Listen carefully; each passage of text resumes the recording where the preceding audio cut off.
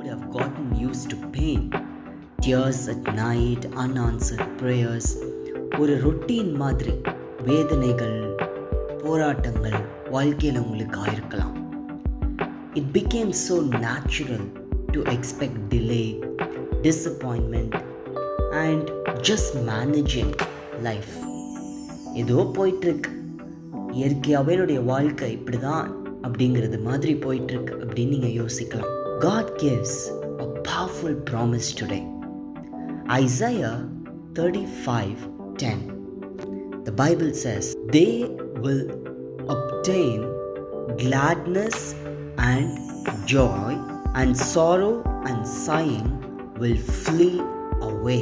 நித்திய மகிழ்ச்சி அவர்கள் தலையின் மேல் இருக்கும், சந்தோஷமும் மகிழ்ச்சியும் அடைவார்கள், சஞ்சலமும் தவிப்பும் ஓடி போம்.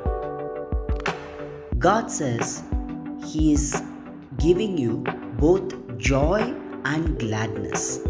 சந்தோஷம், மகிழ்ச்சி. What is the difference between joy and gladness? Gladness refers to the external expression of joy with singing, praising. But joy is the internal deep feeling of peace and satisfaction. வாழ்க்கையில் திருப்தி, ஒரு சமாதானம், மன நிம்மதி, அதை உணர்வது தான் சந்தோஷம். மகிழ்ச்சி என்பது நம் சந்தோஷத்தை வெளியில் காட்டுவது, துதியின் மூலமா, பாடுகிறதன் மூலமா. God says He is giving you both. அது ரெண்டையும் உங்களுக்கு கொடுக்க போகிறார். You are not just going to be satisfied internally, but you are going to be expressing it outside and singing and praising, not faking, but it will just break out from you naturally. நேச்சுரலாக, மண்டேனா என்னுடைய வாழ்க்கையே இப்படிதான் அப்படின்னு இருக்கிற அந்த நிலையை முற்றிலுமாய் மாற்றுகிறார். Father God, thank you. You are moving everybody from sighing to singing. I pray that every sorrow be gone. Let every natural will meet the supernatural and their lives be transformed in the name of Jesus.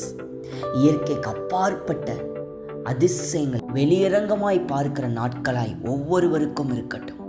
இயேசுவின் நாமத்தினால சரீரத்தில் இயற்கைக்கு அப்பாற்பட்ட சுகம், வேலையில் இயற்கைக்கு அப்பாற்பட்ட உயர்வு, சம்பளத்தில் உயர்வு, எல்லாவற்றிலும் promotion. In Jesus' name, amen.